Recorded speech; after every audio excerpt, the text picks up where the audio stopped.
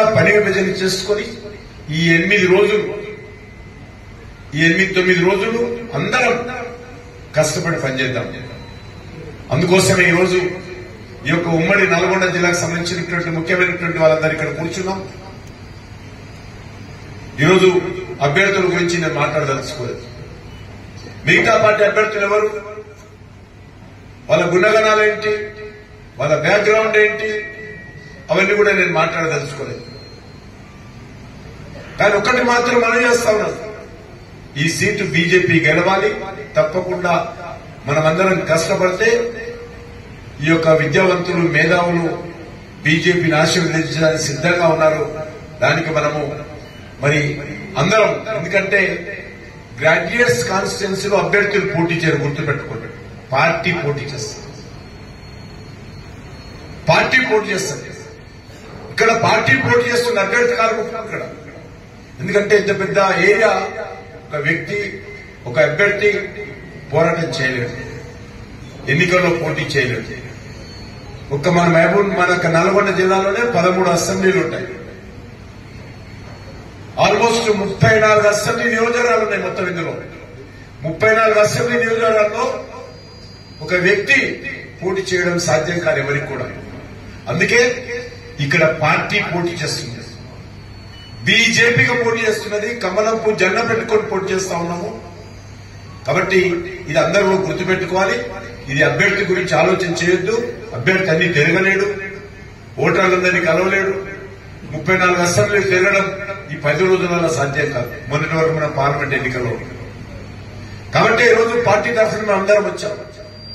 మీ అందరూ కూడా మనందరం సమిష్టిగా, పార్టీ కార్యకర్తలందరం సమిష్టిగా మరి ఒకే మాట మీద నిలబడి ఎన్నికల్లో ముందుకు వెళ్లాల్సినటువంటి అవసరం ఉంది.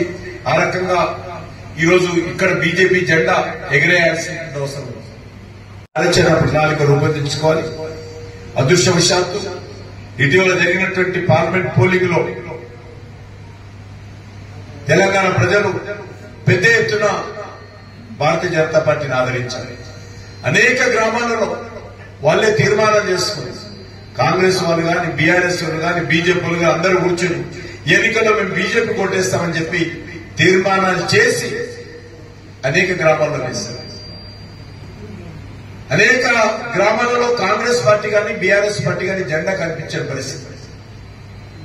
ఆ రకంగా ఒక మంచి సానుకూలమైనటువంటి వాతావరణంలో నరేంద్ర మోడీ గారి నాయకత్వంలో ఈరోజు భారతీయ జనతా పార్టీ తెలంగాణలో అత్యధికమైనటువంటి సీట్లలో, ఎంపీ సీట్లలో మనం గెలవబోతా ఉన్నాం. ఈ దేశానికి మళ్లీ నరేంద్ర మోడీ గారి నాయకత్వమే కావాలి, ఆయననే ప్రధానమంత్రి కావాలని తెలంగాణ ప్రజలు మనసా వాచా కోరుకున్నారు. కాబట్టి ఆ రకమైనటువంటి పరిస్థితి ఉన్నది. కాబట్టి ఈ యొక్క ఫలితాల మధ్యలో జరుగుతున్నటువంటి ఎన్నికల్లో కూడా ఈ యొక్క పట్టభద్రుల నియోజకవర్గం నుంచి ఇక్కడ బీజేపీ గెలవాల్సిన అవసరం ఉంది. ఖచ్చితంగా రానున్న రోజుల్లో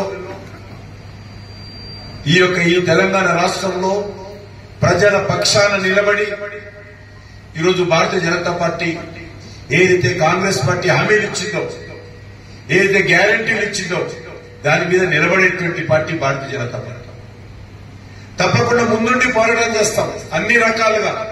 అది టీచర్ల సమస్యలు కావచ్చు, అది నిరుద్యోగ యువకుల సమస్యలు కావచ్చు, అది రైతాంగ సమస్యలు కావచ్చు, అది మహిళా సమస్యలు కావచ్చు, లేకపోతే బడుగు బలైన వర్గాల సమస్యలు కావచ్చు. ఏ సమస్యలైనా కూడా రానున్న రోజుల్లో వచ్చే 4.5 సంవత్సరాలు భారతీయ జనతా పార్టీ నిరంతరమైనటువంటి పోరాటం చేస్తుంది ప్రజల పక్షాన. కాంగ్రెస్ పార్టీని అడుగడుగున ఏదైతే మీరు 420 హామీలు ఇచ్చారో, ఏదైతే ప్రజలకు అనుకూలంగా చెప్పారో వాటన్నింటినీ అమలు చేసే విధంగా భారతీయ జనతా పార్టీ మనం పోరాటం చేయబోతోంది.